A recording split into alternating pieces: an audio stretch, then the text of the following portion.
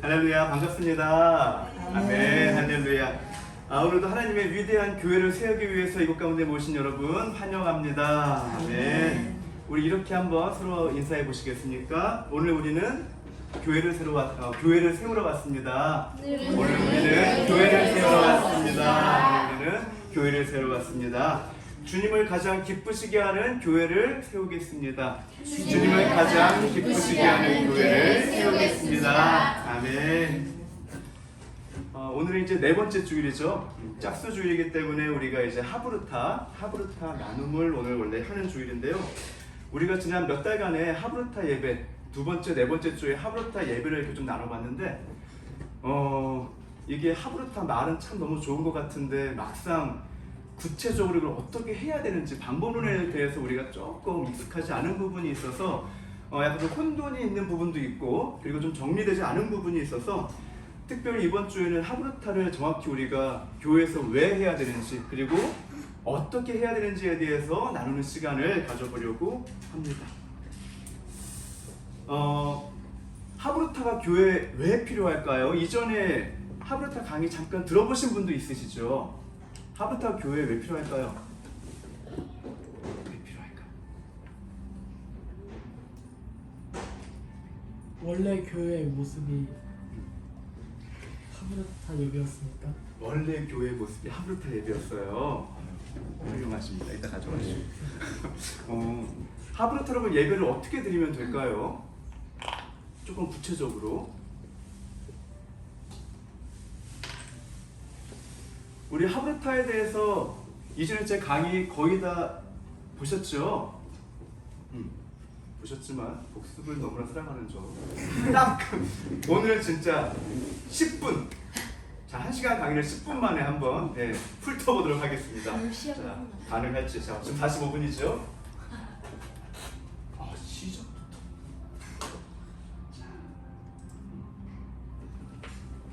보통 하브루타는 교육 방법론에 대해서 이야기할 때 많이 나옵니다.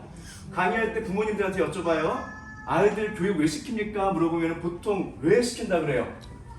애들 실패시키려고 교육하는 부모가 있어요? 없죠. 성공시키려고 교육합니다. 아이들이 성공할 수 있는 두 가지 일반적인 특징, 일반적인 조건 이야기하면요. 첫 번째로 머리가 좋으면 좋겠고, 두 번째로는 공부를 많이 하면은 성공할 가능성이 높아진다고 우리는 믿고 있죠. 자, 근데 IQ 평균 세계주도 보게 되면 전 세계에서 대한민국이 평균 IQ 106, 어마어마하게 높아요. 거의 1위에 가까워요. 세계 IQ 순위를 보게 되면은 1등이 평균 IQ 107로 홍콩이 가장 높은데, 홍콩은 나라라고 보기 조금 애매하니까 2등 보니까 사우스코리아, 남한이 106으로 사실상 세계에서 우리 아이들 자부심을 가져. 머리가 제일 좋아요. 조금 비교해서 뭐 하지만 우리가 머리가 제일 좋을 것 같다고 생각했었던 유대인들 어디 있죠? 이스라엘.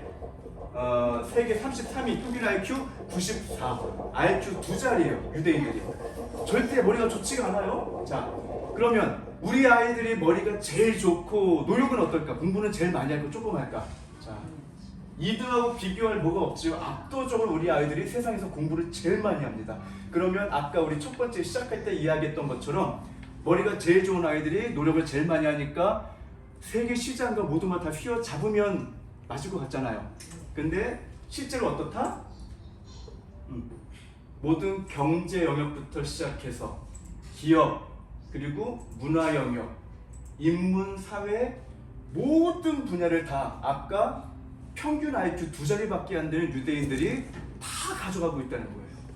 그리고 우리가 귀에 못실박히도록 지겹게 많이 들어왔던 거 있죠. 역대 노벨상 수상자의 4분의 1, 미국 억만장자의 40%, 미국 아이비리그 대학 교수의 40%가 다 IQ 두 자리인 유대인들입니다. 여기까지 오면은 우리 부모님들 조금 약올라 할 줄 아셔야 된다고 말씀드렸죠. 우리 아이들한테 지금 퍼붓고 있는 과외비, 학원비 이게 얼만데 지금 유대인들 딱히 정통 유대인들 보게 되면 공부할 시간이 많지도 않아요. 그쵸? 오전 시간, 머리가 가장 잘 돌아가는 그 골든타임이라고 하는 그 오전 시간에 우리나라 아이들은 이과 과목 하죠. 수학, 과학 이런 거 합니다. 얘네들은 뭐 해요? 암송해요. 정통 유대인들은. 자, 그런 머리도 안 좋은 애들이 공부, 국영수화 이것도 많이 안 하는 것 같은데 어쩜 이렇게 세상 모든 영역에서 다 두각을 나타낼 수밖에 없느냐. 이제는 이거 답 거의 다 아시겠죠? 혹시 모르시는 분 아직도 계신가요? 계실 수도 있어요. 그쵸? 지금 이거 답을 아는 게 중요한 게 아닙니다. 그쵸? 이거 문제 왜 내는 거예요? 운전하는 사람 기준으로 해서 이 신호등 좌회전까지는 그 4개 색깔 있는 거 수만 번 봤을 거예요. 그쵸? 근데 기억이 난다 안 난다? 기억이 절대 나지 않는다. 왜? 만약 그냥 아무 생각 없이 본다고 해서 절대 그 지식이 내게 되는 게 아니기 때문에 그렇습니다. 내가 보고 들은 거, 지식을 내꺼화시키는 과정이 반드시 있어야 된다는 거예요. 그래서 우리나라 학생들 공부할 때 반드시 4가지 과정을 거친다. 기억나세요? 어떤 과정을 거치죠? 첫 번째, 선생님이 앞에 나와서, 교사가 앞에 나와서 일방적으로 이야기하는 걸 일방적으로 듣습니다. 그리고 뭐 하죠? 혼자서 열심히 공부해요. 그 다음에 시험 보고, 시험 본 다음에 싹 다 까먹습니다. 그죠? 그래서 우리나라 학생들은 항상 어떤 지식이 들어오게 되면 듣고 외우고 시험 보고 잊어버리고, 듣고 외우고 시험 보고 잊어버리는 이 4가지 과정을 평생 반복해요. 그 아이들이 크면 이제 우리 같은 어른이 되는 거겠죠. 그럼 어른이 되면 자연스럽게 공부하는 법이 막 머릿속에 들어오나요? 그렇지 않죠. 어렸을 때 이 공부했던 거 그냥 그대로 회사에 똑같이 가고 교회에서도 똑같이 이렇게 공부합니다. 그나마 학교에서는 외우고 시험 보는 과정이 있지요. 근데 교회에서는 이게 있어요, 없어요? 없어요. 그럼 어떻게 되죠? 설교 들으면 잊어버리고. 그렇죠. 그래서 지난주에 뭔가 되게 눈물 흘리면서 막 회개하면서 되게 감동받으면서 설교 들었던 것 같은데 지난주 설교 주제를 물어보면 되게 두렵지요. 전혀 생각이 나지 않는 엄청난 마법이 매주 반복이 되고 있습니다. 시대가 바뀐다고 해서 달라지지 않아요. 칠판과 교과서의 형태만 바뀔 뿐이지 그 4가지는 항상 반복이 되고 있습니다. 근데 공부는 원래 다 그렇게 하는 것이고 다른 방법이 있냐라고 물어볼 때 유대인들은 조금 다른 이야기를 한다는 거예요. 각자 혼자서 공부하는 게 아니라 다른 사람과 대화를 하면서 서로 깊이 이해할 수 있다라고 이야기합니다. 무슨 말이냐? 우리나라 학생들은 공부할 때 이게 일반적으로 독서실 같은 데서 아이들이 공부하는 가장 일반적인 모습인데 유대인들의 도서관, 독서실, 도서관, 예시반하는 곳에 가게 되면 여기에 이게 동영상으로 보게 되면 진짜 시끄러워요. 서로 그냥 얼마나 시끄럽게 떠드는지 잘 모르고 보면 꼭 싸우는 것 같아요. 시장바닥 같습니다. 좀 더 자세히 보면은 우리나라 독서실은 다 막아놓고 혼자만 공부하잖아요. 얘네들은 혼자서 공부하는 사람이 단 한 명도 없습니다. 나이가 많든지 적든지 항상 1대1로 짬을 지어가지고 서로 토론하고 가르치면서 공부를 하는 게 얘네들은 가장 일반적인 학습의 모습이에요. 자, 그래서 이러한 특이한 유대인들만의 공부법을 오늘날에 현대에 와서 이 학습법을 연구하는 사람들이 이름을 붙여줍니다. 하보르타라고 이름을 붙여주는데요. 표면적으로는 이렇게 정의를 내릴 수가 있어요. 짝을 지어서 모든 일에 근원에 대해서 서로 질문하고 토론하고 가르치는 것. 질문하고 토론하고 가르치는 것까지 가지 않으면 얘네들은 오늘 내가 공부를 했다는 말을 하지 않습니다. 자, 근데 이게 그냥 단순히 공부법뿐만이 아니라 유대인들은 이게 그냥 자기네들 문화 양식 그 자체라고 이야기를 해요. 공부할 때뿐만이 아니라 엄마와 자녀가 대화할 때도 항상 문제의 근원에 대해서 질문하고 하나 배운 것 같으면은 나한테 설명해 보라고 이야기하고 이게 그냥 유대인들의 문화라고 이야기하는 거예요. 자, 근데 얘네들은 수천 년 전부터 그냥 공부는 당연히 이렇게 해야 되는 건가 보다 하고 이렇게 해와서 그 열매가 뭐예요? 오늘날 모든 분야를 다 석권을 하고 있죠. 근데 이제 와서 오늘날 수천 년이 지나서 오늘날 또 뇌를 연구한다는 사람들이 이렇게 한번 정리를 해보니까 얘네들이 하는 게 뇌과학적으로 너무나 정통한 거예요. 수업을 일반적으로 듣기만 하면은 24시간 후에 평균 5%만 남기고 다 날아가 버립니다. 그리고 내가 눈을 한번 읽으면서 공부하면 10%가 남고요. 듣고 보기, 귀와 눈으로 함께 하면 20%까지 기억이 남고요. 시험, 내가 한번 이게 진짜 맞나 안 맞나 내가 한번 내 손을 실험을 해보는 거예요. 그러면 30%까지 기억이 남고, 그리고 집단으로 토론을 해봐요. 토론하면 50%까지. 그리고 연습, 시연하고 연습하고 차이는요. 시연은 내가 한 번 해보는 거예요. 연습은 이게 완전히 나한테 체득이 될 때까지, 쿡 찌르면 툭 나올 때까지 반복해서 연습을 하게 되면 75%까지 남게 되고, 그리고 가장 마지막, 남에게 가르치면 90%까지 이 뇌가 끝없이 기억을 유지하느라고 하는 놀라운 사실을 이제서야 우리는 발견하고 아이들 공부법에 뭐 접목을 하네 안 하네 이렇게 하고 있는 거예요. 근데 그 공부법 이야기를 왜 교회에서까지 우리가 이야기를 해야 되냐? 실제로 교회의 힘이, 교회의 권능이 여기에서 나기 때문에 그렇습니다.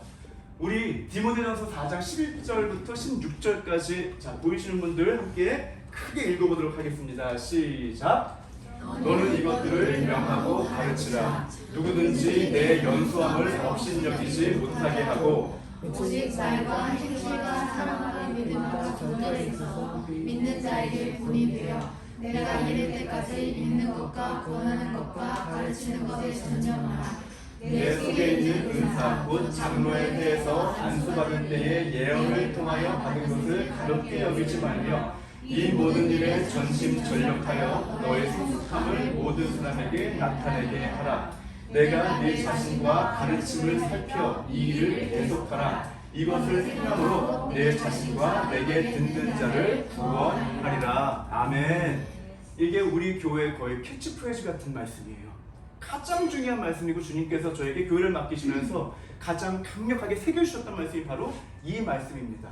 성경은 분명히 이야기합니다. 일주일에 한 번 교회에 그냥 주일 성수만 잘 지키고 11조만 잘 내면 너희가 구원을 받게 될 것이고 천국 갈 거라고 절대 말씀하신 적이 없어요. 오늘 정확하게 말씀하십니다. 지금 이 말씀에서 가장 많이 반복되는 키워드가 뭐예요? 제일 중요한 단어. 가르치라. 가르치라. 가르치는 것을 계속해라. 네가 알고 있는 그 말씀을 너 혼자 그냥 은혜 받고 너 혼자 가만히 있으면 네가 구원받는 게 아니라 끊임없이 가르칠 때에 너 자신뿐만이 아니라 네 주변에 있는 사람들까지도 구원하리라. 구원은 나 혼자 말씀 감동받는 걸로 구원이 이루어지지 않습니다. 반드시 가르치는 문화가 교회에 있어야 돼요. 아멘.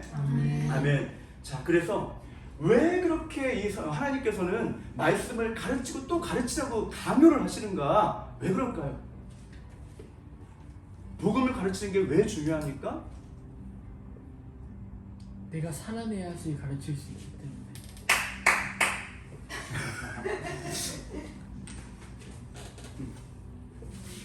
우리가 뭐 역사를 가르쳐요.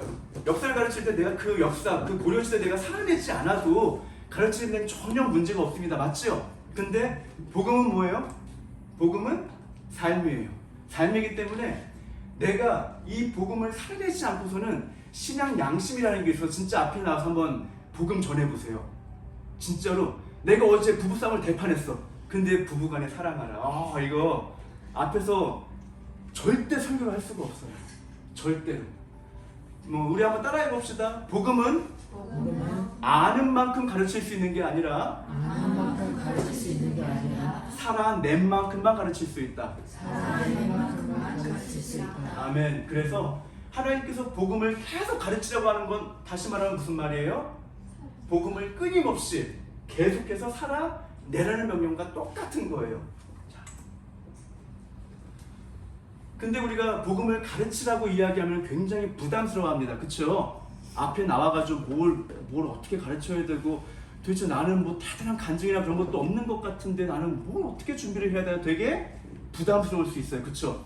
남들 간증 같은 거 들어보면 무슨 뭐 누가 뭐 사업을 내가 하는데 기도 많이 했더니 막 수십억을 막 플로잉을 했다는 둥 막 큰 간증이 있는 것 같은데 나는 딱히 뭐 그런 것도 없는 것 같아. 그럼 도대체 앞에 나와서 뭘 해야 되느냐? 항상 다윗과 나 이거 항상 기억하십시오. 하나님이 이 땅을 내려다보실 때에 다윗과 저와 여러분의 차이가 뭘까요? 다윗과 저와 여러분의 차이 뭐가 다를까요? 다윗과? 왕. 다윗은 왕이었죠. 우리는 뭐예요? 쭈구리. 직업이 다르죠. 그렇죠? 다윗은 왕이었고 여러분은 학생도 있고 주부도 있고 직장인도 있고 사업가도 있고 직업이 다르죠. 또 뭐가 다를까요? 하나님을 찾는 게 달라요. 다윗은 찾았고 우리는 찾지 않고 예. 무슨 말씀인지 알 것 같아요. 예. 다윗과 나의 차이는 사실상 하나도 없습니다. 하나도 없어요. 3000년 전에 주님께서 다윗이라고 하는 한 영으로 택하셔서 하나님이 살아계심과 역사하심을 증거하시라고 하셨고, 오늘날 달라지셨나요? 똑같아요. 오늘도 2022년에도 하나님께서는 우리 유정이를 택하셔서 오늘도 내가 살아있고 오늘도 내가 역사한다는 것을 유정이의 삶을 통해서 증거하기 원하세요.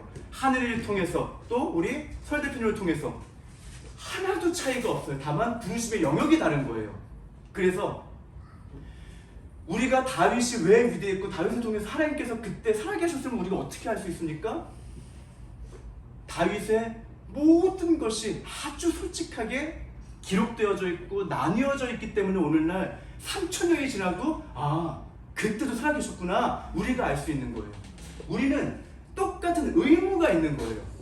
저는 성격이 좀 그래가지고 앞에 나오면 좀 떨리고 그래서 저는 그거 잘 못할 것 같아요. 성격하고 전혀 상관이 없어요. 이거는 의무이기 때문에 내가 어떤 회사에 들어갔는데 저는 일이 적성이 안 맞아가지고 못하겠어요. 이게 말이 돼요? 아니죠. 월급을 받았으면 회사에게 은혜를 받았으면 당연히 해야 될 도리가 있는 거예요. 맞습니까? 맞습니다. 하나님의 나라도 똑같습니다. 내가 주님께 은혜를 받고 생명을 받고 죽을 수밖에 없는 죄인이었던 내가 갚을 수 없는 큰 사랑의 빚을 주님께 받았으면 나의 기질과 성격과 상관없이 반드시 해야 될 영적인 의무가 있는 거예요. 그게 뭡니까? 나누는 겁니다. 화려할 필요가 없어요. 다윗은 다윗의 왕의 자리에 있을 때 그때 우리가 화려한 것만 기억하고 있지만 청년일 때 어땠어요? 화려했어요? 아니죠. 아무 죄 지은 거 하나 없이 평생 죄가 하나밖에 없죠. 나라를 구한 죄밖에 없어. 그치? 나라를 구한 죄 하나 가지고 평생 사울왕의 그 창에 맨날 쫓겨다니면서 도망다니고 그렇다고 해서 부모한테 또 사랑받고 인정받았냐? 그것도 아니죠. 뭐라고 했어요? 부모에게도 무시당하고 버림받은 인생. 사무엘이 기름을 들고 이새를 찾아왔을 때 이새가 어떻게 해요? 나머지 자식들 다 불러놨는데 막내인 자식은 어떻게 해요? 너는 저기 가서 양 좀 치고 있어라. 세상에 인생을 역전시킬 수 있는 그 아빠가 나한테 뭐 해준 것도 없는데 그런 자리나 좀 불러주지. 그런 자리까지 아빠가 쫓아냈었던 부모에게도 그리고 자기 직장 상사 사울 왕에게도 버림받고 나중에는 자기 자식에게도 버림받고 그 모든 과정 가운데 다윗은 원망하지 않고 항상 하나님과 함께 동행했던 그 모든 역사들 실수도 했었죠. 그것까지도 다 빠짐없이 우리들 가운데 나누었을 때 그걸 보고 후대 사람이 우리가 도전을 받고 우리도 넘어지지 않고 다윗을 배우는 게 아니라 이렇게 부족한 다윗과도 함께 하신 하나님을 우리가 붙들 수 있는 도전이 되는 겁니다. 아멘. 아멘. 그 똑같은 역사적인 소명을 바로 오늘 저와 여러분이 똑같이 가지고 있는 거예요. 그래서 교회에 나오면은 여러분들 오늘은 설교자가 무슨 설교하려나 이런 자세로는 구원이 미안한 이야기지만 구원이 완성이 안 됩니다. 이거 제가 지금 우기고 있는 거 아니에요. 말씀이 그렇게 설명하십니다. 말씀이 선포하십니다. 너희가 항상 복음이 준비되어져 있지 않고 너희가 복음을 가르치지 않으면 구원은 완성되지 않는다고. 그래서 저희가 이 교회를 세우면서 이거 교회 세울 때 절대 쉽지 않은 거 다 알고 계시죠? 온갖 욕이란 욕은 다 먹고 재정도 풍부하지 않고 사람도 없고 아무것도 없는 환경에 있어도 하나님께서 기존에 있는 큰 교회들 어떤 종교의 영이나 이런 어떤 기존의 시스템에 묶여있는 그런 큰 교회가 도무지 할 수 없는 것들 하나님께서 이 작은 초대교회 같은 이 작은 교회를 세우셔서 하나님께서 뭔가 이 교회를 통해서 보시고 싶고 이 교회를 통해서 세상 가운데 보여주시고 싶은 하나님의 꿈이 있으신 거예요. 그래서 지금 우리가 1, 2, 3, 4주 매주 설교하면 여러분은 편하죠. 혹은 또 다른 방식으로 또 저도 편할 수 있는 방법이 물론 있겠지만 이게 저도 하나님 앞에 연단 받으면서 가르치고 그러면서 저도 성장하고 또 나머지 2주, 4주는 여러분들도 복음을 준비하고 가르쳐보라는 거예요. 그 새로운 문화를 이 교회에 우리가 한번 심어보자는 겁니다. 가슴이 뛰지 않으십니까? 저 혼자 뛰나요? 나 혼자 신나가지고 그냥 나 혼자 신나서 괜찮습니다. 그런데 실제로 교회에서 하브르타를 우리가 몇 달 동안 해보니까요, 여러 가지 문제가 생깁니다. 여러 가지 문제가 생겨요. 그냥 우리가 예배 드리면서 서로 사랑하는 교회 안에서 이렇게 그냥 서로 나누고 위로하고 이렇게 하면은 다 좋은 일만 있어야 될 것 같은데 왜 부작용이 너무 심각하게 일어나느냐. 실제로 벌써 한 거의 10년 가까이 됐을 거예요. 거의 한 7, 8년 전쯤에 하브르타가 한창 교회와의 교육교회에서 유행을 탔을 때, 그때 많은 교회들이 하브르타 예배 방식을 도입하려고 많이 노력했습니다. 근데 실제로 오늘날에는 그걸 하고 있는 교회는 제가 거의 장담하건대 거의 없을 거예요.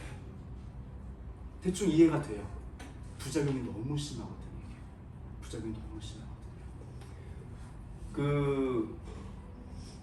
이게 제대로 기준이 잡혀져 있지 않은 상태에서 하브르타를 하게 되잖아요. 1대1로 짝을 지어가지고 각자 나누게 하면 사사기가 다시 부활하는 것 같아요. 각자의 소견대로 각자의 소견대로 막 자기 의견을 아주 그냥 막 이야기하는데 이게 서로의 마음만 상하게 하는 게 아니라 교회를 쪼개기 딱 알맞은 그런 도구가 또 하브르타가 될 수가 있어요. 그래서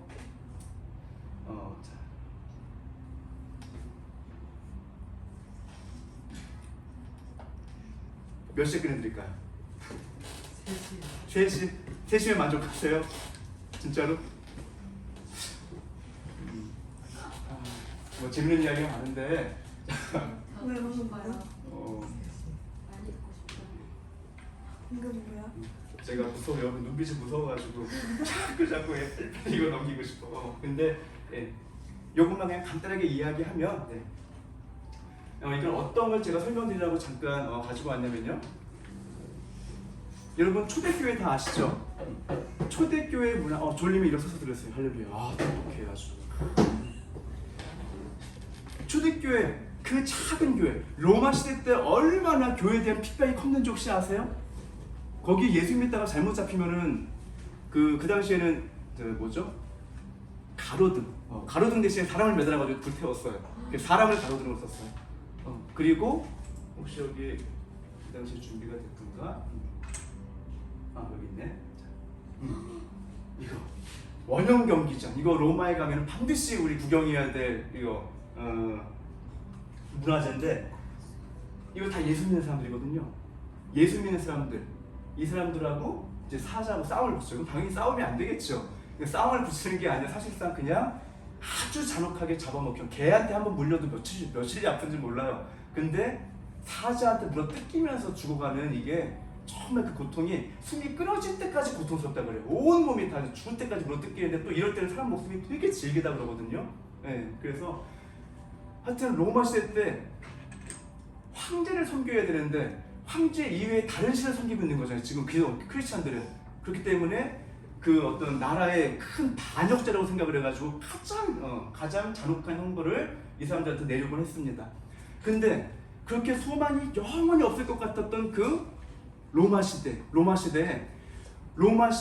어떤 그 종교의 우상 숭배 그 문화를 뿌리부터 또 뒤집어 엎은 것도 그 너무나 작은 초대교회예요. 그 초대교회가 얼마나 보잘것이 없었냐면 나중에 정말 마귀가 로마를 통해서 크리스찬들을 그냥 박해하고 학대하고 끊임없이 학대하는데, 진짜 크리스찬들과 진짜 교회는 너무나 이상한 속성이 있어요. 핍박받으면 핍박받을수록 더 강해집니다. 이게 대책이 안 서는 거예요. 대책이 안 서서 마귀가 전략을 바꿉니다. 어떻게 바꾸냐면 한 황제를 세워요. 한 황제를 세워서 너무나 유명한 콘스탄티누스 대제라고 하는 한 황제를 세워서 이제 기독교를 핍박하는 게 아니라 어떻게 할까요? 기독교를 로마의 국교로 세워버려요. 너무나 갑작스럽게, 너무나 뜬금없게 어제까지 핍박받았던 기독교가 오늘 아침에 갑자기 이제 안 믿으면 다 죽는 교회가 되는 거예요. 죽는 종교가 되는 거예요. 그렇게 하고 나서 보니까 이제 황제가 뭐 이상한 꿈을 꿨대요. 저 역사서에 보면은 뭐 전쟁 나가기 전에 이상한 십자가 뭘 봐가지고 이제 예수의 힘을 힘입어가지고 뭐 해야 되겠구나. 그런 이제 어떤 갑자기 이상한 소명감을 가지고 국교를 선포를 하는데, 이 사람이 원래부터 이제 독실한 정통 크리스찬이 아니었기 때문에 교회에 대한 이해가 전혀 없는 거예요. 원래 이 사람은 뭐였냐면 태양신을 섬기던 사람, 모든 로마 국민 다 태양신을 섬겼어요. 크리스찬 제외하고. 근데 평소에 태양신을 평생 섬겨왔다가 어느 날 갑자기 뭐 이상한 환상을 봐가지고 교회를 갑자기 국교로 세우려고 딱 보니까 교회가 멋질까 멋이 없을까? 하나도 멋이 없는 거야. 이 당시에 태양신의 성전을 보게 되면 바실리카 양식이라는 게 있어요. 바실리카 양식이 뭐냐면 그 당시에 태양신을 숭배했던 그 성전의 건축 양식을 바실리카 양식이라고 하거든요. 근데 이게 지금 풍파의 수천 동안 다 파괴되고 기둥뿌리만 남았는데 이 정도야. 기둥을, 이 한 기둥을 어른 두세 명이서 이게 안을 수가 없을 정도로 너무나 거대하고 너무나 화려했던 게 태양신 성전이었거든요. 여기에서 뭘 하냐면은 이제 태양신 섬기는 사제가 앞에 멋지게 입고 나와가지고 태양신에게 직통 계시를 받아서 태양신의 말씀을 일반 평민들한테 전하는 거예요. 자, 이런 게 항상 이루어지고 있었는데 콘스탄티누스 대제가 초대교회라고 하는 데를 이렇게 보니까 멋져 안 멋져? 하나도 멋지지가 않아. 아니 무슨 큰 건물이 있는 것도 아니고 무슨 뭐 말씀을 살아내네 어쩌네 하면서 식탁에 삥 둘러앉아가지고 무슨 맨날 말씀 나누고 너 지난주에 하나님과 같이 동행했니? 뭐 간증거리 있니? 맨날 이러고 있는 거야. 예배 양식도 화려하지도 않고 공간도 하나도 화려하지가 않은 거예요. 그래서 콘스탄티누스 대제가 이 아름다웠던 교회 안에 아까 그 태양신을 섬겼던 그 바실리카 양식을 여기에 집어넣게 됩니다. 원래 초대교회는요 누가 만들었는지 아시죠? 뭐 물론 주님이 만드셨지만 사도 바울을 통해서 초대교회에 처음 기틀이 다져졌어요. 사도행전 보면 사도 바울이 맨 돌아다니면서 했던 게 교회를 세웠던 거였거든요. 근데 사도 바울이 약간 좀 오늘날과 다른 방식으로 세웁니다. 오늘날 저도 그랬고 교회를 세워야지 하고 어떤 감동을 받으면 제일 먼저 뭘 알아봐요? 예, 부동산 사이트에 들어가가지고 우리가 지금 감당할 수 있는 월세가 얼마고 그러면은 우리가 몇 명 모일 것 같으니까 평수 대비 월세 이렇게 해가지고 가장 먼저 하는 게 부동산 사이트 가서 알아보는 게 진짜 첫 번째 교회 세우려고 하면은 어쩔 수가 없어요. 근데 사도 바울은 어디 뚝 떨어진 데서 멋진 건물을 지어가지고 시작한 게 아니라 사도행전을 보니까 믿음의 가정이 유하며 믿음의 가정이 함께 들어가서 같이 그 가족들하고 먹고 자고 생활하고 놀고 잠자고 함께 믿음의 가정에서 유하면서 복음을 가르칩니다. 복음을 가르치는데요 평생 내가 이 사람과 같이 맨날 먹고 자고 맨날 같이 하는 거야. 그러면 너무 잘할 수 있겠죠. 우리가 사도 바울이 물론 돈이 많은 것 같지도 않았어요. 근데 돈이 없어서 집에 모여 앉아가지고 예배를 처음 들었던 게 아니라 사도 바울은 분명히 알고 있었습니다. 진짜 믿음의 실력은 어디에서만 드러난다? 가정에서만 드러난다. 이렇게 작은 교회지만 그럼에도 불구하고 지금 어쨌든 가정에서 나온 거잖아요. 그럼 우리는 다 여기 올 때 어떻게 해요? 다 가면을 쓰고 와요. 어제 막 마누라하고 막 싸우고 자식하고 막 그냥 아주 막 대판 싸우고 여기 올 때는 그래도 화장도 예쁘게 하고 안녕하세요 하면서 아주 고상한 웃음과 이런 거 하면서 이렇게 한단 말이야. 그쵸? 가정 이외에서는 절대로 진짜 믿음의 실력, 신앙의 실력을 알 수가 없어요. 그래서 사도 바울은 가정 안에서 교회를 세웁니다. 그래서 아주 몇 주 몇 달간 같이 믿음의 가정에 같이 먹고 자고 유하면서 그 가정 안에서 하나님이 세우신 사도가 보기에도 이 사람은 말씀을 다 살아내네. 그리고 또 부모가 보기에도 내 자식은 참 말씀을 참 잘 살아내네. 또 자식이 부모를 보기에도 우리 엄마 아빠는 정말 하나님 앞에 최고인 것 같아요. 모두가 다 인정하는 그 어떤 영적인 징표가 있을 때 그때 어떤 일이 벌어지죠? 사도 바울이 탁 나서가지고 직분을 줍니다. 사도행전에 보니까 그 직분이 뭐예요? 하나님이 보기에도, 사도가 보기에도, 자녀가 보기에도, 부모가 보기에도 하나님의 말씀을 완벽하게 살아내는 사람에게만 줄 수 있는 직분, 집사입니다. 그래서 여기 이전 교회에서 집사 직분 받으신 분들 많이 계시지요. 그게 집사 직분이 그냥 교회 좀 잘 나오고 11조 꾸준히 내면 받을 수 있는 그런 직분이 절대 아니에요. 어마어마한 직분입니다.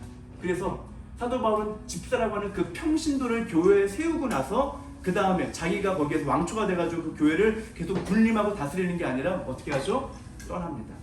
사도 바울은 그 가정의 교회를 세우고 떠나서 다른 가정의 교회를 세우고 또 떠나고 또 세우고 또 떠나고 사도 바울은 평생 이 사역을 반복을 해요. 그래서 교회는 필연적으로 대형화가 되기가 되게 힘든 구조를 가지고 있어요. 그리고 구성 자체도 어떻게 되죠? 테이블에 앉아서 삥 둘러 앉았다는 것 자체가 뭘 의미해요?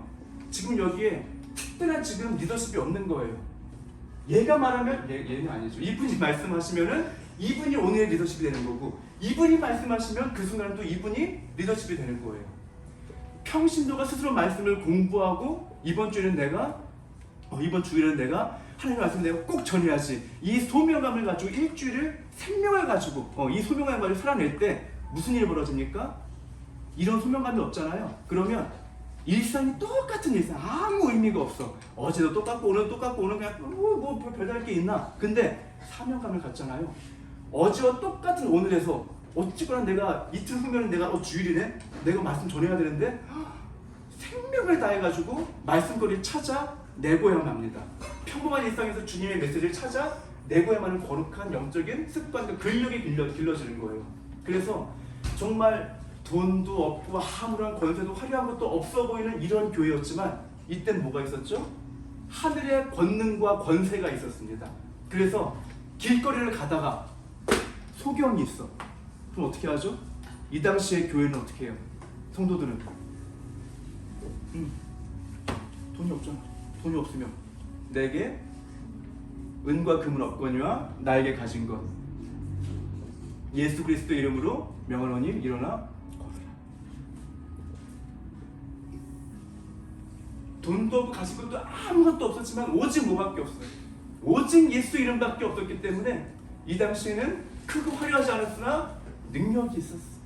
근데 여기에 바실리카의 영성이라고 하는 오늘날 쉽게 설명하면 아주 화려한 부동산의 개념이 교회에 들어오고 나니까 이제 어떻게 돼요? 사람이 돈이 있잖아요. 예수 이름 말고 내가 의지할 수 있는 뭔가 다른 뭔가가 있잖아요. 희한하죠. 두 주인을 섬기기가 정말 힘이 듭니다.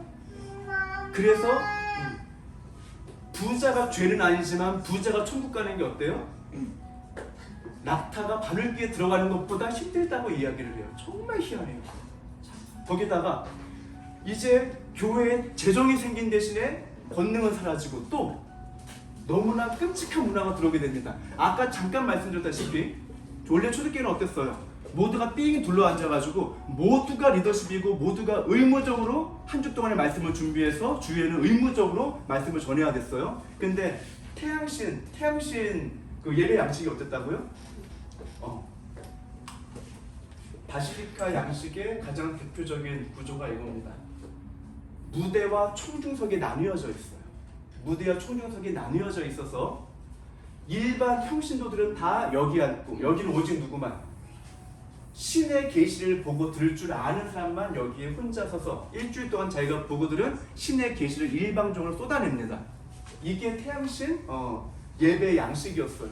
근데 이 양식이 어떻게 돼요? 오늘날에는 우리가 좀 카톨릭의 영향도 좀 많이 받았기 때문에 이게 좀 익숙한 편이지요. 근데 실제로 초대교회에 있었던 그 성도분들한테 이러한 구조를 이야기하면 굉장히 어색하게 봤을 거예요. 그쵸? 오늘날 이 문화가 교회 안에까지 들어오게 되니까 무슨 일이 벌어집니까? 태양신 섬기던 그 걔네들의 성전의 문화가 거의 비슷하게 일어나요. 여기 지금 오늘 주일에 오시면서 복음을 준비하신 분이 계세요? 아무도 안 계시지요. 제가 장담할 수 있어요. 아무도 안 계실 거예요. 심지어 뭐 기도 제목 나누라고 해도 많이 힘들어 하잖아요. 그렇죠? 그게 그냥 게을러서요. 제가 믿음이 부족해서요 정도의 말로 그냥 이렇게 덮을 수 있는 부분이 절대 아니에요. 절대 귀여운 그런 저희가 변명이 아닙니다. 이방신의 그 예배 양식을 내가 지금 받아들이고 있다는 영적인 부분은 내가 인식을 할 줄 알아야 돼요. 굉장히 무시무시한 거예요. 그래서 오늘날 우리는 끊임없이 가르쳐야지 네 구원이 완성된다고 주님께서 말씀하신 그 말씀을 내가 신앙의 기반으로 삼고 살지 않고 이거 뭔지 모르겠지만 나보다는 거룩해야 될 것 같고 나보다는 좀 대단해야 될 것 같은 어떤 한 사람이 대표로 나 대신 말씀을 일주일 동안 공부해 가져옵니다. 그래서 그 사람이 이제 앞에 나와서 강연을 하는 거예요. 혼자. 그러면 여기 있는 사람들은 뭐 하죠? 마치 음악 공연 보러 온 사람처럼 뭘 해요? 여기다 관람료 내잖아요. 그렇죠? 관람료 내고 남이 공부한 거를 일방적으로 받고 돌아갑니다. 그리고 아까 하브르타 했을 때 말씀드린 것 같이 듣고 잊어버립니다. 오늘날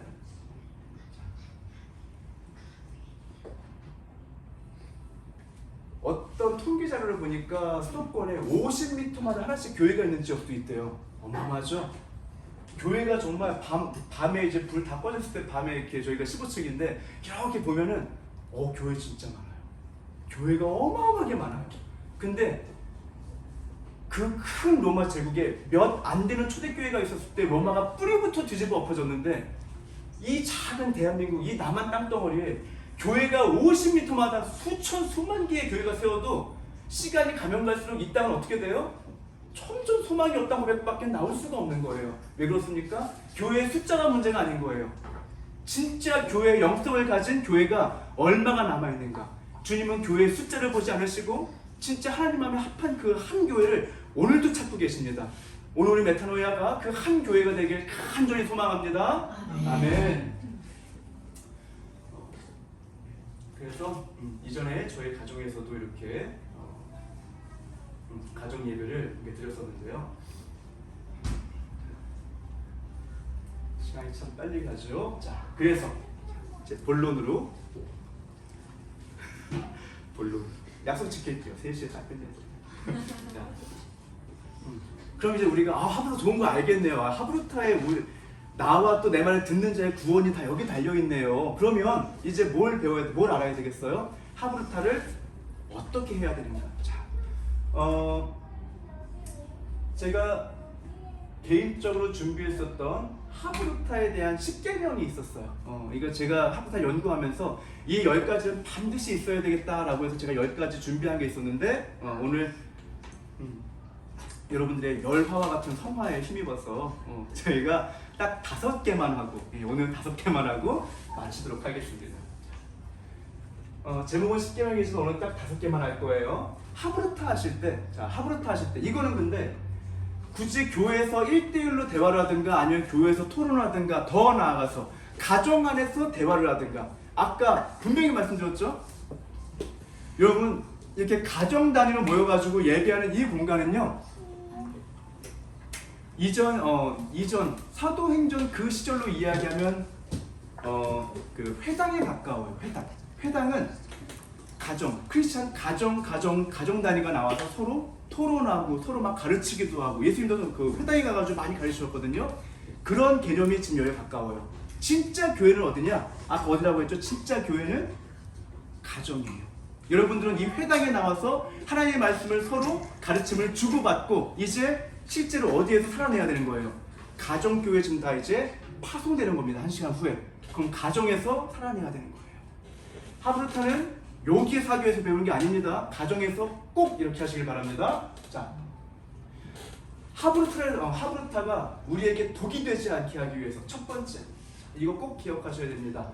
토론에서 이기는 게 아니라 합력해서 하나님의 뜻을 완성하는 것이 목표이다라는 걸 꼭 기억하셨으면 좋겠습니다. 실제 유대인 교수가 이렇게 이야기합니다. 하브루타라고 하는 건 내가 옳고 네가 틀린 것을 증명하기 위한 토론이 아니라 서로의 의견을 모아서 잘 짜여진 옷감처럼 만드는 게 하브루타라고 이야기를 해요. 그래서 일단 이 교회 안에서 우리 대화 나누는 모든 상황 가운데에 절대로 언성을 높이거나 흥분하지 않았으면 좋겠습니다. 아까 이야기했죠? 아까 그 교수도 뭔가 이기고 지는 게 문제가 아니라 잘 짜여진 옷감, 뭔가를 완성하기 위해서 저걸 한대요. 하브루타를 한대요. 우리는 무엇을 완성하기 위해서 하브루타를 하는 걸까요? 뭘 완성하기 위해서?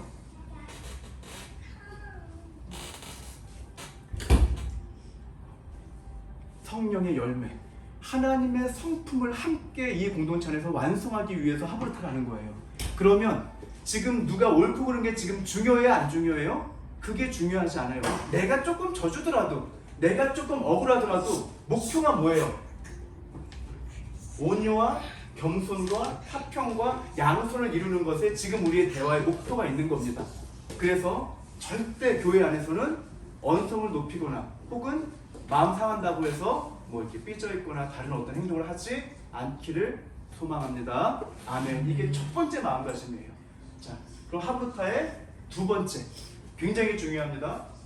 반드시 성경적 근거를 들어서 주장을 펼쳐야 됩니다. 이게 일반 토론과 가장 많이 차이가 나는 부분이에요. 나의 언어를 바꾼다라고도 이렇게 정의했는데요. 인류 역사상 하부타를 가장 잘하신 분이 누구였을까요? 그렇죠? 예수님이셨겠죠. 근데 예수님은 특별한 어투가 있어요. 예수님은 말씀하실 때 혹시 성경에서 이런 구절 들어본 적 있나요? 예수께서 가라사대 난 이거 좀 싫더라, 나 이거 좀 마음에 안 들더라, 나 이거 좀 별로더라 하시더라 하는 말씀 들어본 적 있는 친구? 없지요. 들어본 우리 같은 성경 보고 있나? 저기 옛날에 뭐 큐티 같은 거 그 가족이랑 할 때 네. 예수께서 가라사대 뭐뭐 이렇게 하시더라. 그런 거. 뭐뭐 하시더라라는 표현은 맞는데 그 예수님께서 나는 이거 별로 싫어, 나는 이거 하기 싫어, 나는 마음에 안 들어 라고 하시는 예수님의 말씀 혹시 들어본 적이 있어요? 그것까지 기억이 안 나요. 그것까지는 기억이 안 나죠. 네, 기억이 나면 큰일 납니다. 혹시 우리가 다른 성경을 읽고 있는 거예요. 예수님은 모든 상황 안에서 나의 감정과 나의 취향과 나의 어떠을 말씀하신 적이 한 번도 없으십니다. 자, 예수님 성경책 보면은 빨간 글씨 예수님 말씀은 좀 다르게 갈색으로 나와 있죠. 그거 쭉 발췌해 보면은 예수님께서 이렇게 말씀하세요. 뭘 주장하고 싶은 게 있어. 주장하고 싶은 게 있으실 때 뭐라고 말씀하세요? 나는 아브라함의 하나님이요 이삭의 하나님이요 야곱의 하나님이로라 하신 것을 읽어보지 못하였느냐? 읽어보지 못하였느냐? 읽지 못하였느냐? 율법에서 읽지 못하였느냐? 읽어보지도 못하였느냐? 읽지 못하였느냐? 읽지 못하였느냐? 읽지 못하였느냐? 이건 지금 다 뭘 의미하고 있는 거예요? 이게 예수님 화법이에요. 예수님 머리가 신이신데 머리가 얼마나 좋으셨겠어. 이미 모든 거의 정답을 다 알고 계셨겠지. 근데 야 이렇게 하면 돼. 야 이게 제일 빨라. 야 내가 다 해보니까 다 알아. 이렇게 말씀하지 않으시고 자기의 의견을 말씀하시기에 하나도 없어요. 다 근거를 어디서 갖고 와요? 율법. 말씀 안에서만 근거를 다 가져오십니다. 그래서 말씀에 없는 말씀 혹은 말씀에 없는 행동은 하신 적도 없고 말씀 입에 담으신 적도 없으세요. 이게 예수님의 완벽한 하부터 화법입니다. 그래서 여러분들 이 교회 안에서 더 성장하고 나서는 우리 가정교회 안에서도요, 이게 모든 성도라고 한다면 반드시 이루어야 될 우리 입술에 뭐라고 할까? 최종 목표라고 할 수가 있어요. 여러분들도 이제 이거 배웠으니까, 우리가 배우지 않은 거에 대해서 혼내지 않지 우리 학교는. 그치? 이제 배웠으니까 어떻게 될까? 이제 기분 좋은 체벌 시간이 또 이제 이렇게 주어질 수가 있어요. 자, 이제 여러분들 이야기할 때 아주 작은 것들이라도 이야기할 때 어떻게 해야 돼요? 말씀을 가지고 저기 언니 오빠랑 시비가 막 붙었어. 그럼 어떻게 해? 막 나 기분 나쁘게 해. 그럼 어떻게 해요? 오빠한테 뭐 이렇게 막 하려고 해도 네 감정을 이야기하는 게 아니라 오빠 말씀에서 이런 거 읽어보지도 못하였어? 라고 말씀을 가지고 이야기하고 말씀을 가지고 서로 대화를 하라는 거예요. 자, 그리고 모든 걸 다 말씀을 가지고 해야 되기 때문에 우리가 지금 우리 단톡방 어디죠? 네이버 밴드 거기서 우리 하고 있는 훈련이 뭐예요? 댓글 달 때 댓글에도 어떻게 달라고 했죠? 누군가 기도 제목을 올려요. 그럼 그 기도 제목을 보고 댓글 어떻게 달라고 그랬어요? 근거 말씀. 반드시 그 뒤에 내가 하고 싶은 말이 분명히 있겠죠. 근데 축복합니다, 힘내세요 라고 끝내는 게 아니라 반드시 근거 말씀을 뒤에 꼭 집어넣어야 돼요. 왜 그렇습니까? 그냥 축복하면 안 돼요. 그냥 축복하고 그냥 살아가면 안 돼요? 주님의 뜻이 우리가 다 살아가고 있는 것 같은데 왜 그냥 축복하면 안 되죠? 모든 축복과 저주의 모든 그 권세는 누구한테 있는 거예요? 하나님께 있는 거죠. 그래서 이 원리를 가장 잘 알고 있었던 아브라함, 이삭, 야곱, 너무 놀라운 이야기가 나오죠. 아브라함, 이삭이 야곱과 에서에게 축복할 때, 특히 에서에게 축복할 때 그때 무슨 스토리가 나와요? 에서가 이삭에게 이름이 헷갈려. 이삭한테 축복받으러 갔는데 맛있는 팥죽을 써가지고 이제 저를 축복해 주세요 하고 아빠 이삭한테 딱 갔는데 이삭이 뭐라 그래요? 창세기 27장 34절부터 나옵니다. 별미를 만들어서 아버지께로 가져가서 아버지여 이 고기를 드시고 마음껏 내게 축복하소서 라고 이야기하니까 아버지 이삭이 깜짝 놀라서 이르되 너는 누구냐? 그러니까 에서가 나는 아버지의 아들 곧 맏아들 에서로소이다 라고 이야기하니까 이삭이 그 할아버지가 크게 떨면서 너무 두려워하면서 이르되 그러면 아까 사냥한 고기를 나한테 가져온 건 누구냐? 라고 이야기하니까 저는 지금 처음 왔는데요? 그럼 분명히 제 동생이 예전같이 또 거짓말을 하고 내 축복을 또 뺏어간 것 같습니다. 그러면서 이렇게 이야기해요. 아버지 그래도 남은 축복이 좀 있지 않을 거 아닙니까? 그래도 피부치 아들이고 제일 사랑했던 맏아들인데 뭐라도 축복 좀 해주세요 라고 이야기하니까 에서가 뭐라고 이야기해요? 내가 이미 그를 너의 주인으로 세우고 그의 모든 형제를 내가 그에게 종으로 주었으며 곡식과 포도주를 내가 이미 야곱에게 다 주었기 때문에 내 아들아 내가 너에게 무엇을 줄 수 있겠느냐라고 이야기해요. 우리랑 축복의 개념이 많이 다르죠. 우리는 그냥 내가 마음에 들고 내가 사랑하고 싶은 사람이 있으면요 일 다 잘 될 겁니다. 금방 다 나을 겁니다. 일 다 잘 풀릴 겁니다. 내가 하나님이 돼요. 이거 절대 사랑이 아니에요. 모든 축복의 권능은 다 하나님께만 있어요. 그래서 어떻게 하라는 거예요? 누가 어떤 상황이 있으면 안 됐네 다 잘 될 거야. 이건 세상 사람들이 하는 방법이고 하나님을 주로 섬기는 사람들은 어떻게 해요? 어떤 상황이 있을 때 내 감정을 먼저 내려놓고 항상 이야기하잖아요. 피 터지게 기도하라고, 생명을 다해서 기도하라고. 그래서 하나님께서 정말 이 삶의 그 아픔과 고통과 이 일들을 통해서 주님께서 진짜 말씀하시고 싶어하는 그 하나님의 말씀을 이 근거를 가지고 이거를 줄 때 그게 축복일지라도 그 사람에게 진짜 축복이 되는 것이고 저주의 말씀, 약간 책망의 말씀일지라도 이 사람에게 그게 힘이 되고 생명이 되는 것이지 하나님의 마음과 상관없이 그냥 내 마음대로 축복하고 또는 저주한다고 해서 그게 절대로 좋은 열매를 맺힐 수가 없다라는 것입니다. 그래서 이것뿐만이 아니라 내가 말하는 모든 것들, 심지어 축복하는 말씀까지도 다 오직 성경에서만 아버지 저 하늘 위에서만 근거를 찾는 우리 되길 축원합니다. 아멘.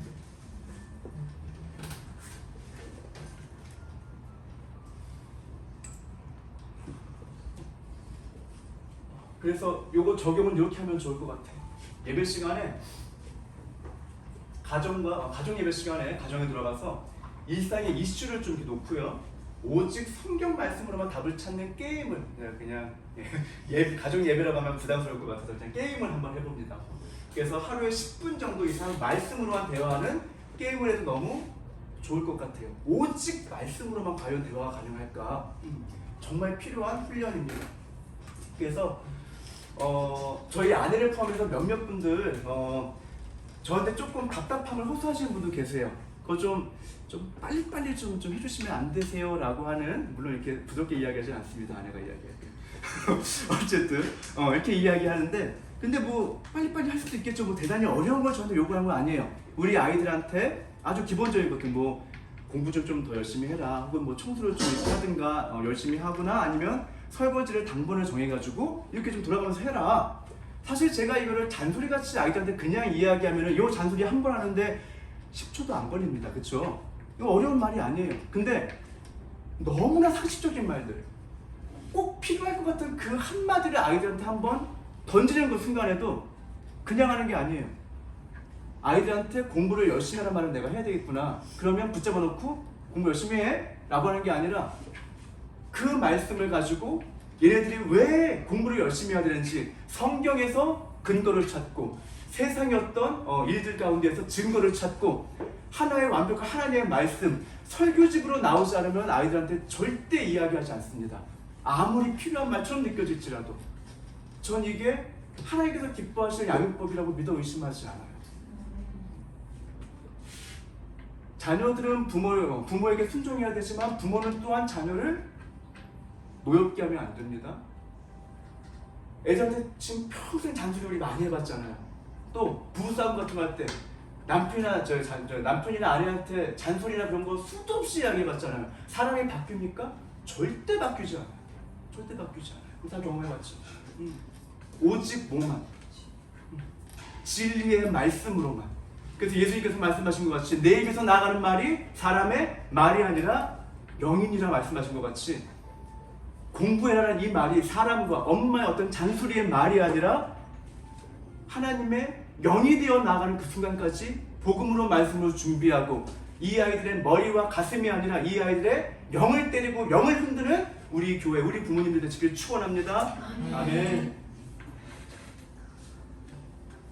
시간 많아요. 자, 세 번째. 자, 하루다 전에 충분한 진리 학습의 시간을 갖는다. 배우고 너무 당연하겠죠? 유대인들이 하브루타가 가능한 이유, 걔네들은 13세 이전까지 모세오경, 토라 이거를 탈탈탈 외우기 때문에 얘네들은 그냥 세상 콘텐츠나 세상 소설보다 이걸 훨씬 더 많이 읽었기 때문에 자기 감정 이야기하는 것보다 이거 말하는 게 훨씬 쉬워요.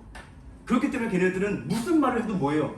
그냥 일상 대화가 다 하브루타가 될 수밖에 없는 거예요. 이미 10살 이전에 이거를 토시 하나 안 틀리고 다 외우고 있기 때문에. 근데 그 밖에 모든 민족들은 힘들죠. 그치? 네. 그래서 얘네들은 이제 자기 전에 우리 미국 영화 같은 거 보면은 엄마나 아빠가 이제 머리맡에서 이렇게 책 같은 거 읽어주잖아요. 그게 원래 미국 문화가 아니고 유대인의 문화에서 따온 겁니다. 걔네들이 이제 베드타임 스토리라고 해가지고 잠자기 전에 항상 말씀을 읽어줬어요. 어렸을 때부터 말씀을 항상 읽어주고 임신을 정통 유대인들에 한해서 유대인들은 이제 엄마한테 임신하게 되면 임신 소식을 듣자마자 그 다음부터 하는 게 이제 우리나라 엄마들은 뭐 하죠? 뭐 태교 음악 같은 거 찾아다니고 애들한테 좋다고 하는 뭐 백과사전 같은 거 찾아다니고 또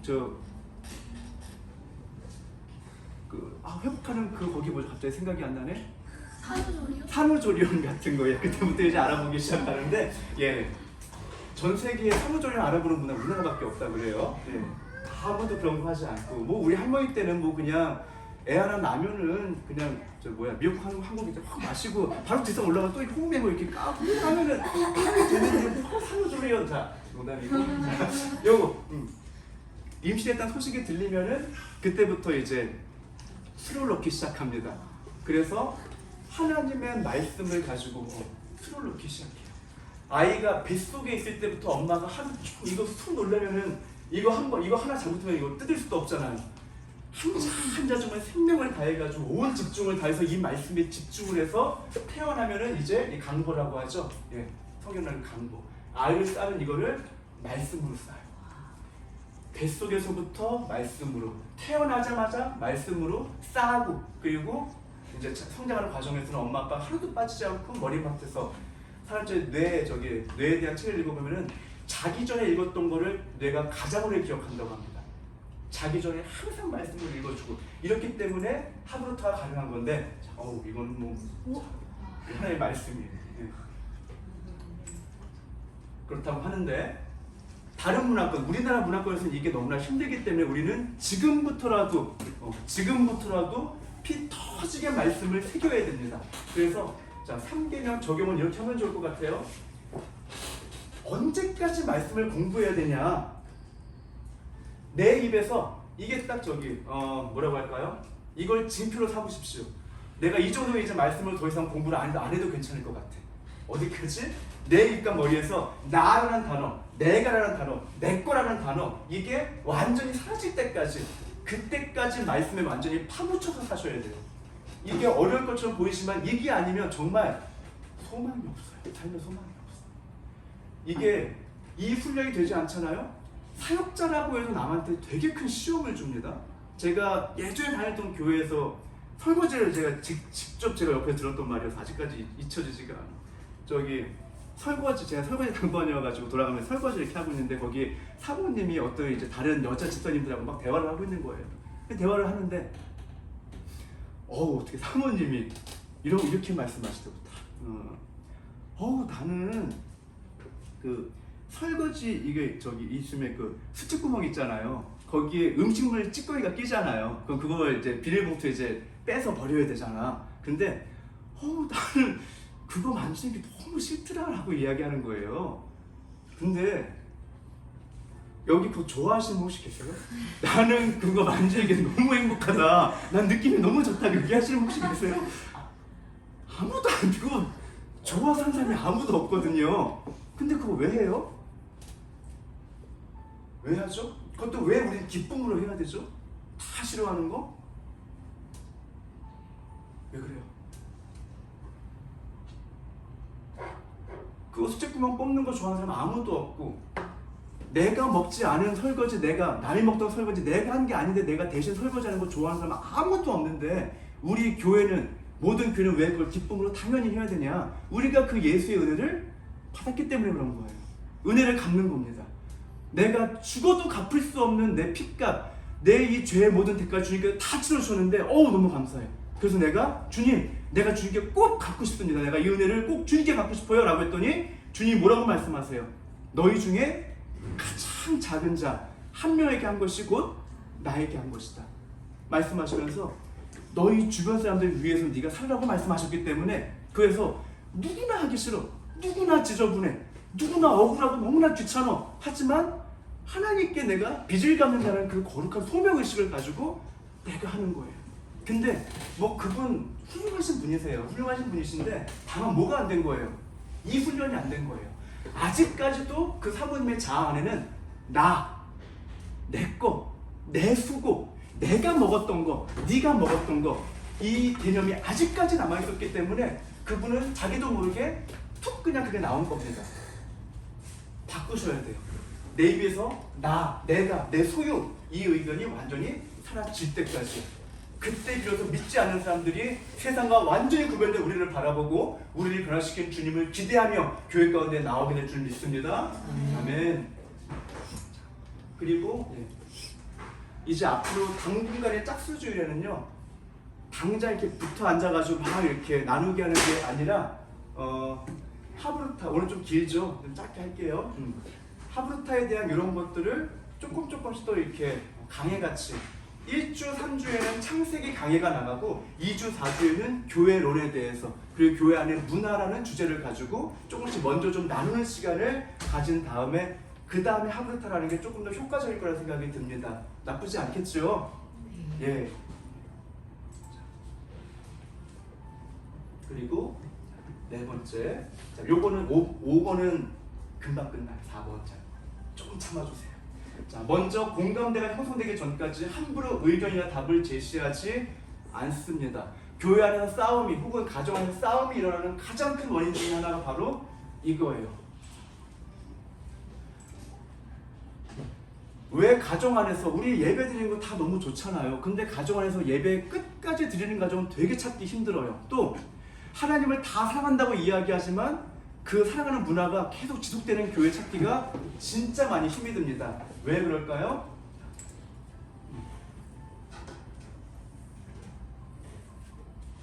육신을 따르지 않고 그 영을 따라 행하는 우리들에게 율법의 요구가 이루어지게 하려 하심이라. 자, 근데 이 영이 뭐냐면 말이 영이라고 말씀을 하세요. 성경은 계속해서 반복해서 말씀하십니다. 우리가 영성, 영권, 영을 이야기하는데 그 영이 뭐라고요? 말이래요. 그러면 영성은 뭐예요? 말하는 성질이에요. 그 사람의 말투예요. 또 영권은 뭐예요? 보이지 않는 어떤 장풍이 확 나가는 게 영권이 아니라 내가 말을 하는 태도예요. 말의 권세예요. 말을 어떻게 하느냐에 다 달려있는 거예요. 그래서 세상도 이 코드를 알고 있기 때문에 유명한 사람이라고 한다면 다 영향력이 있는 사람들은 다 대부분 말에 대한 책을 다 쓰고 말에 대한 강의를 하는 걸 굉장히 좋아합니다. 세상도 알아요. 말에 어떤 권세가 있는지. 자, 이건 시간 관계상 넘어가도록 할게요. 예, 이건 제 자랑입니다. 이전 학교에서 아이들이 제가 말하는 게 너무너무 멋지고 예쁘다고 이런 거 쓰지 않으니까 참 이렇게 또 그냥 어떠한 말도 끊지 않고 끝까지 들으시고 기다려주신다. 시덥잖은 말에도 듣기 싫은 불평에 모든 일에 성실하게 반응해 주신다. 소통하고 개선다. 숙제 아니야 얘들아. 오해하지 마. 하나의 결제도 숙제. 각 사람에게 필요한 하나님 말씀을 때를 따라 전하신다. 자신이 뱉은 말을 지키기 위해 최선을 다하신다. 생동의 숙제가 써있는데. 존경할 점 10가지 아. 찾기. 존경할 점 찾기 10가지고 주제가 내가 아니었어. 근데 또 엘리야kim 쓰지 말라니까 또 굳이 또 말을 죄송하고요. 어쨌든 제가 딱히 뭐 잘하는 거 없어도 그래도 집중을 애들 교육할 때 딱 집중을 요거 하나에 두고 하는 거예요. 애들 잘 가르치기 위해서 수학에 대한 지식을 많이 내가 저기 쌓고 있어야지, 아니면 역사에 대한 내가 열심히 공부를 해야지, 이런 거에 저는 집중 전혀 하지 않습니다. 오직 이거 한 가지 말하는 거. 아이들이 나의 말을 어떻게 들을까? 내 말이 저 아이들에게 어떻게 전달될까? 이거 한 가지만 신경 씁니다. 자, 믿지 못하겠다는 그 표정들은 굉장히 신뢰가 된다, 그렇지? 자, 근데 하브루타 이끌어내실 때 예수님께서 그냥 무턱대고 가가지고 믿음이 진짜 없네. 믿는 자에게 능치 못함이 없는데 세상에 어떻게 너무 한심하다 진짜 좀 믿어라 라고 예수님께, 이거 진리는 진리죠. 사실 틀린 말은 아니지. 믿는 자에게 능치 못함이 없고, 그쵸? 근데 주님께도 그냥 무턱대고 가가지고 진리만 선포하셔. 그러면 이게 진리가 받아들여. 난 지금 막 울고 있고 나 지금 무너져서 죽겠는데 거기 가가지고 진짜 믿음 없네. 기도 좀 해. 기도하면 능치 못한 게 해결 안 될 게 없다. 기도하면은 그렇게 막 이야기하고 다니면은 은혜가 돼요, 안 돼요? 은혜가 안 돼요. 자, 하나님은 사랑이십니다. 그 하나님이 예수님의 육신을 입고 이 땅에 직접 찾아오셨어요. 대화의 수의 형태를 가지고. 근데 예수님은 그 사랑이 뭐 더하기 뭐로 이루어져 있어요. 이거 우리 교회가 반드시 이루어야 됩니다. 우리가 더 이상 말로만 사랑하자 이야기하지 않고 반드시 구체적으로 사랑이 뭔데? 우리 교회 사람은 누구 이제 밖에 나가서 누가 사랑에 대해서 이야기하면 반드시 이거 꼭 말씀하실 수 있어야 됩니다. 아멘. 자, 사랑은 뭐냐? 첫 번째가 진리가 있어야 사랑이에요. 진리가 없으면 절대 사랑이 아닙니다. 레이디 가가 누군지 아시죠? 요즘에 뭐 많이 안 좋아졌다고 하시는데, 어쨌든 그 자매님께서 사탄의 예배를 막 온 세계 주요 도시를 다니면서 사탄의 예배를 막 드리는 거예요. 그러면 그 레이디 가가가 그 사탄의 예배를 막 드리고 콘서트를 막 열잖아요. 그럼 그 지역은 반드시 뭐가 열린다? 동성애의 문이 열린다. 그리고 그 국가와 그 도시는 반드시 동성애에 대한 법안이 통과돼요. 엄청나게 강력한 예배자입니다. 사탄의 예배자인 거예요. 근데 이 사탄의 예배자가 대규모로 이제 우리나라도 왔었죠. 여기 와가지고 이제 막 예배를 막 드리는데, 사탄에게 예배를 드리는데, 가장 좋은 자리에 누구 자리에 따로 말을 놓는지 아세요? 동성애자들한테 가장 좋은 자리에 예배를 놓고, 여기 동성애자들이 막 이렇게 막 뛰고 막 하게 만들어요. 그러면서 이거 동영상 찾아보면 나올 거예요. 그 레이디 가가 가가지고 무대 앞에 다 가가지고 그 동성애자들한테 뭐라고 이야기해요? 성경 구절을 그대로 인용하면서 하나님은 사랑이시기 때문에 하나님께서는 너희를 다 사랑하시고 다 받아주실 거야. 우리나라도 성경이 약간 고어체로 되어 있죠. 뭐 하시더라 이렇게 나와 있잖아요. 외국인들도 마찬가지예요. 다 고어체로 되어 있어서 뭐 띠라고 한다는 거, 요즘에 쓰지 않는 영어 단어가 성경에 나오거든요. 그 성경 단어를 그대로 인용하면서 하나님이 너희를 다 받아주시고 하나님이 다 사랑하셔. 물론 맞긴 맞죠. 근데 그 결론이 뭐예요? 그래서 너희는 앞으로도 평생 동성애자로 평생 살아가는 게 하나님이 기뻐하시는 뜻이야. 하나님이 살리시기 때문에. 이게 결론이 난단 말이야. 그러면 말은 뭐예요? 말은 사랑이야. 하나님이 사랑하시고 레이디 가가인 나도 너희를 제일 사랑해. 그래도 내가 너희를 제일 좋은 자리 줬잖아. 근데 그게 진짜 사랑일까요? 사랑이 아니라는 거예요. 왜 사랑이 아니죠?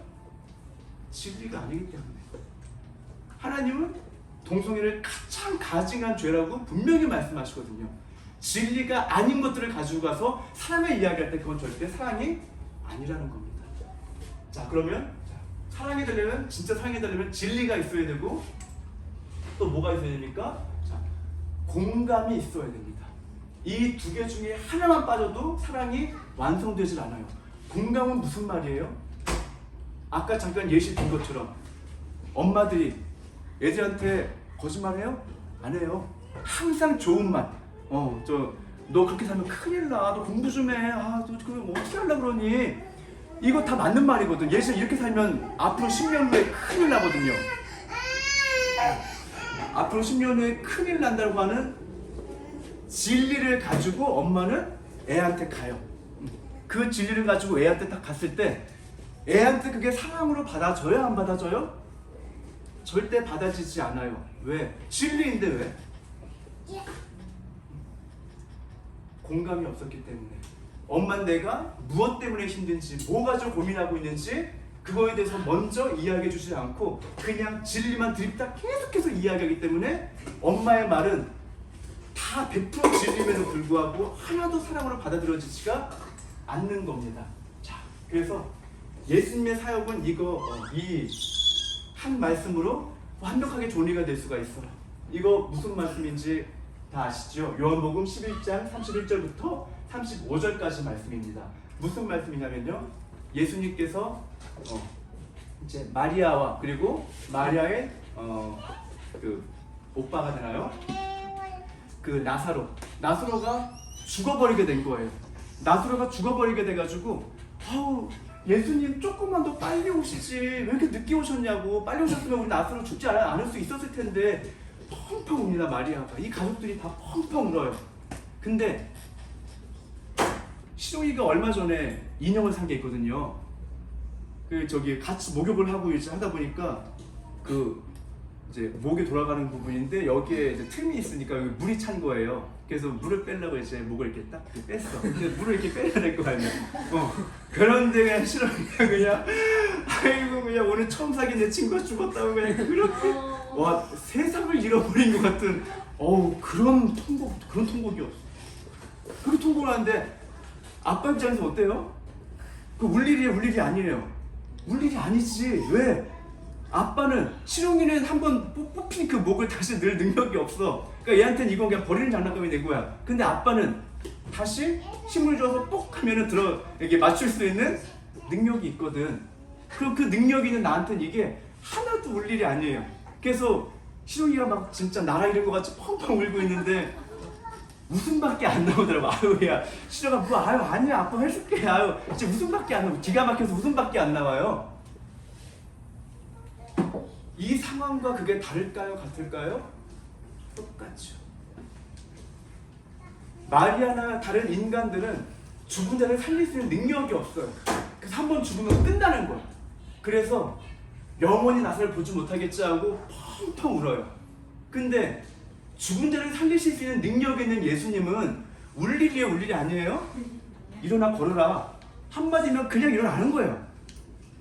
근데 인품이 부족한 저는 웃었겠지.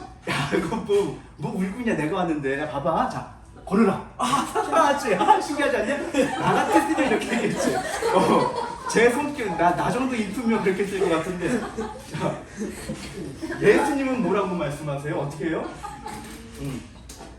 예수께서 그가 우는 것과 또 함께 온 유대인들이 우는 것을 보시고 심령이 비통히 여기시고 불쌍히 여기사 이르시되 자 그를 어디에 두었느냐 이럴 때 주여 와서 보시옵소서 하고 예수님이 그 시체를 보면서 예수께서 눈물을 흘리시더라라고 기록이 되어 있어요.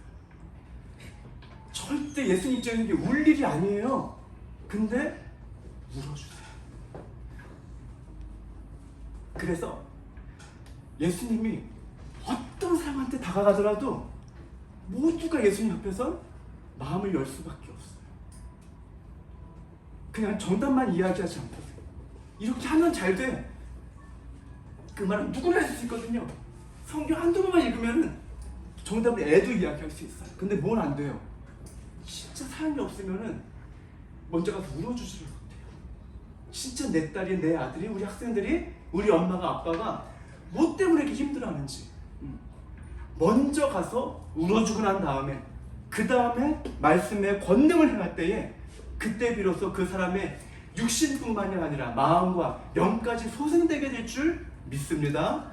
우리 교회는 진리만, 사실만 이야기하는 교회가 아니었으면 좋겠어요.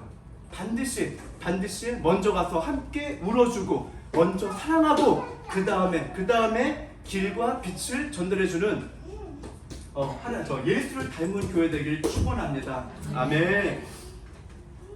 우리 기도하고 마치겠습니다. 오늘 어떻게 기도하면 좋을까요? 오늘 어떻게 기도하면 좋겠습니까?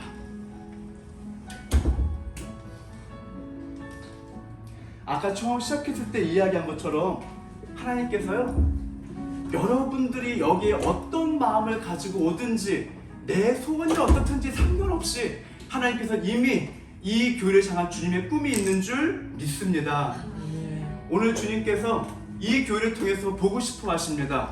정말 이 땅에 그렇게 크고 화려한 교회가 수천 수만 개가 있어도 도무지 이루지 못했던 것들, 이 마지막 때에 정말 이름도 없고 빛도 없는 이 교회를 통해서 하나님 아버지 정말 그 울고 있는 주님의 눈물을 닦아주는 교회, 아버지의 마음을 시원케 하는 교회, 아버지의 소원을 이루어드리는 그 교회가 하나님 아버지 오늘 이 교회가 되어지기 원합니다. 하나님 아버지 그 일을 행하기 위해서 우리가 너무나 부족합니다. 그래서 오늘 우리가 나의 말들, 내 거 이런 것들 다 내려놓고 하나님 아버지 오늘 나의 입술의 언어가 오직 말씀으로 변화되어지기 원합니다. 하나님 아버지 오늘 그것을 위하여서 우리가 다시 한번 아버지의 영을 구하며 나아갑니다. 아버지 오늘 우리의 삶이 교회에 그저 출석하는 것을 만족하는 영적 들러리가 되지 않게 하여 주시옵소서. 오늘 우리가 교회에 나온 것이 아니라 교회에 세우러 나왔음을 선포합니다. 아버지 우리가 그 위대한 소명자임을 선포합니다. 세상과 아무것도 구별되지 못하였던 지난 날들을 주님 아버지의 보혈로 덮어주시옵소서. 이제 우리의 작은 말과 표정 하나하나까지도 주님의 위대한 교회의 증거들이 되게 하여 주시옵소서. 내 안에 있는 모든 것들아 위대한 교회들로 회복될지어다. 우리 주여 한번 크게 불러주고 기도하며 나아갑니다. 기도하시겠습니다. 주여, 사랑이 많으신 주님 감사합니다. 아버지 오늘 이 시간 아버지 우리가 다시 한번 아버지의 기준을 구하며 나아갑니다. 하나님 아버지 이 교회가 아버지 그저 다른 수많은 교회들과 동일한 교회가 되지 않기 원합니다. 아버지 이 교회가 화려하지 않습니다. 아버지 이 교회가 규모가 크지도 않습니다. 하지만 주여 그럼에도 불구하고 오늘 주님의 위대한 뜻이 아버지의 위대한 꿈이 바로 오늘 이곳 가운데에 담겨 있으므로 이것이 세상 어떤 교회들보다도 크고 위대한 하나님의 교회임을 선포합니다. 하나님 아버지 오늘 이 시간에 나의 나된 것들을 철저히 물어들여 주십시오. 아버지 아직까지도 내 안에 나된 것들이 살아있습니다. 아직도 내가 나를 이야기합니다. 나의 취향과 나의 어떠함을 이야기합니다. 하나님 아버지 오늘 내가 다시 복음 앞에 서기 원합니다. 아버지 이제 나의 나된 것들을 다 내려놓고 내가 다시 복음 앞에 무릎 꿇어 나아가기 원합니다. 아버지 우리의 꺾어진 무릎 가운데 아버지 주님의 지혜와 계시를 부어주십시오. 오늘 이제 내가 나로 사는 것이 아니라 내 안에 그리스도로 내 안에 복음으로 내 안에 성경으로 사는 아버지 새 부대의 삶이 열리게 하여 주시옵소서. 아버지 나의 결단과 나의 의지로 도무지 되지 않는 것들 아버지 오늘 우리가 다시 한번 아버지의 영을 구하며 나아갑니다. 하나님 아버지 오늘 우리를 불쌍히 여기시고 아버지 우리를 어렵게 여겨주시옵소서. 하나님 아버지 오늘 우리들 가운데 주님의 거룩함으로 덧입혀 주시옵소서. 아버지 하브루트라고 하는 것 아버지 어떠한 그런 툴을 가지고 아버지 이 교회의 무엇을 세우지 않게 하시고 아버지 그 툴을 뛰어넘는 오직 성령으로 오직 하나님의 것으로 아버지 이 교회가 세워지는 역사가 있게 하여 주시옵소서. 아버지 또한 그 문화가 이 교회에서 고요있지 않기 원합니다. 오늘 각자의 가족 가운데 찾아가 주세요. 아버지 오늘 몸이 아프서 나오지 못한 사람들 아버지 각자의 사정으로 함께하지 못한 아버지 많은 가정들이 있습니다. 하나님 아버지 오늘 그 가정 가운데 친히 찾아가 주시어서 아버지 오늘 그 가운데 주님의 역사를 동일하게 부어주십시오. 아버지의 치유가 필요한 가정 가운데 치유를 주시고 새 생명과 위로가 필요한 가정 가운데 아버지의 능력을 더하여 주시어서 하나님 아버지 이제는 정말 그 모든 가정들과 이 교회 접붙임받은 모든 각자의 영혼들 가운데 아버지 오직 그리스도만 오직 예수만 오직 성령의 같은 보이는 아버지 하나님의 자녀들로 살게 일어나는 바로 오늘 되게 하여 주시옵소서. 내 주님의 것으로만 만족하며 나아갈지어다. 내 안에 있는 모든 것들아, 내 입술이 오늘을 보낼지어다. 내 입술은 오직 아버지의 말씀을 대언하기 위하여서 주님이 나에게 주신 권능임을 선포하노라. 하나님 아버지, 오늘 우리들 가운데 함께 하십시오. 아버지의 이 교회 가운데 함께 하십시오. 이제 우리가 달라지게 하십시오. 더 이상 이 교회 가운데 불필요한 분란이 없게 하시고, 아픔이 없게 하시고, 쪼개짐이 없게 하시고, 오직 한분한 성령 안에서 하나같이 우리가 한 영으로 연합되는 교회, 우리가 한 가족 되는 교회, 아버지 하늘의 가정을 경험하는 교회, 아버지 천국의 증거가 바로 이 교회 되게 하여 주시옵소서. 하나님 아버지 감사합니다. 오늘 각자의 모든 영혼들 가운데 주님 함께해 주십시오. 오늘 기도하는 모든 영혼들 가운데 아버지 축복해 주십시오. 아버지 오늘 이 자리 가운데 나온 모든 사람들, 아버지 정말 이곳 가운데 오지 않을 이유가 훨씬 더 많았지만 그럼에도 불구하고 아버지 어떤 사람을 보러 온 것도 아니고 화려한 무언가를 경험하러 온 것도 아니고 하나님 아버지 오직 주님의 옷자락 하나 붙들기 위하여서 아버지 이곳 가운데 순종함으로 나온 주님의 이 모든 자녀들의 마음의 중심을 바라보십시오. 하나님 아버지 이곳 가운데 기도하는 모든 성도들의 이름을 기억하여 주시어서 이 세상이 줄 수 없는 축복들, 이 세상이 감당할 수도 없고 이해할 수도 없는 아버지 하늘의 평안과 하늘의 가장 좋은 성령의 것들을 오늘 하늘의 문을 활짝 열어주시어서 오늘 물 붓듯이 부어주시옵소서. 오늘 주님의 영으로 말미암아 새 삶이 열리는 각자의 인생들이 될 것임을 선포합니다. 오늘 성령을 힘입어 이제는 정말 이전과 같지 아니한 가장 위대한 교회, 아버지 정말 이 땅을 내려다보실 때에 주님의 마음을 시원케 하는 아버지 그 한 교회가 우리 메타노이아 교회 될 것임을 선포합니다. 아버지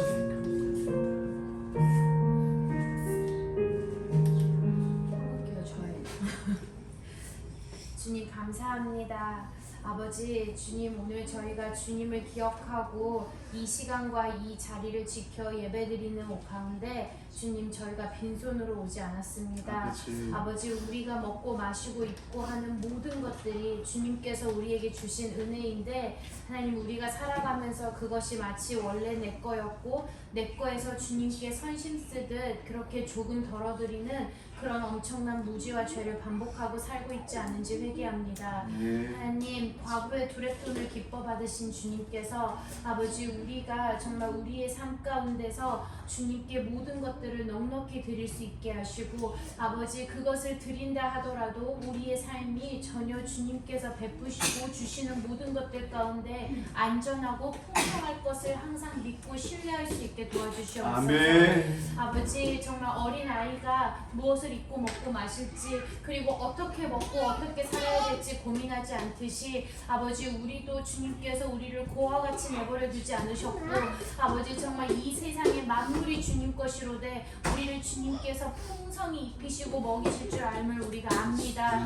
아버지 우리가 주님께 드리고 내어드리는 모든 것들이 주님께 언제나 풍성함과 기뻐함과 자원함으로 드리게 하시고 아버지 정말 물질을 섬기는 그런 천박한 인생이 아니라 하나님께서 하늘의 보화를 쌓아라 말씀하신 그 영생의 것을 우리가 진짜로 붙잡고 살아갈 수 있도록 주님 도와주시옵소서. 아멘. 아버지 이 땅에서 우리가 집을 위하여 살지 않게 하시고 하늘의 집을 위하여 우리에서의 이 삶이 수고롭고 주님 앞에 충성된 종으로 나아갈 수 있게 하시고 아버지 그럼에도 불구하고 우리가 이 땅을 살아가는 데 있어서 또 필요한 현실의 것들이 있을 때에 그런 것들 주님께서 누구보다 먼저 아시고 누구보다 먼저 보고 계시오니 모든 상황 가운데서 주님께서 친히 예비하신 여호와의 이레를 경험하는 인생 되게 도와주시옵소서. 아멘. 아버지 우리의 삶을 더욱더 수준 높은 곳으로 주님 이끌어 주시옵시고 주님 앞에 우리의 모든 것들이 말씀 앞에 잘 정돈되고 정비되어 살아갈 때 이 공동체와 이 가정과 이 나라와 이 모든 것들 가운데서 주님 한 분 영광 받으시고 주님의 충성된 군사로서 우리가 우리의 삶을 주님 앞에 기뻐히 내드리는 자들 되게 도와주시옵소서. 네. 아버지 정말 어린 자부터 우리가 노년에 이르기까지 각자의 것들 가운데 주님에 올려드리는 그 모든 것들 30배, 60배,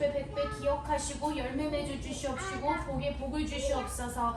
이 공간에 모인 모든 자들이 매일의 만나와 매출하기에 그 맛봄을 알게 하시고 주님 나와도 복을 받고 들어가도 복을 받는 인생 될 수 있도록 주님께서 항상 지키시고 도와주시옵소서. 아멘. 이 모든 말씀 우리의 모든 것의 주인 되시는 우리 주 예수 그리스도의 이름으로 기도드렸습니다. 아멘. 하늘에 계신 우리 아버지여 이름이 거룩히 여김을 받으시오며 나라의 마옵시며 뜻이 하늘에서 이루어진 것 같이 땅에서 이루어지이다. 오늘날 우리에게 일용할 양식을 주옵시고 우리가 우리에게 죄 지은 자를 사하여 준 것 같이 우리의 죄를 사하여 주옵시고 우리를 시험에 들게 하지 마옵시고 다만 하게서 구하옵소서. 나라와 권세와 영광이 아버지께 영원히 있사옵나이다. 아멘.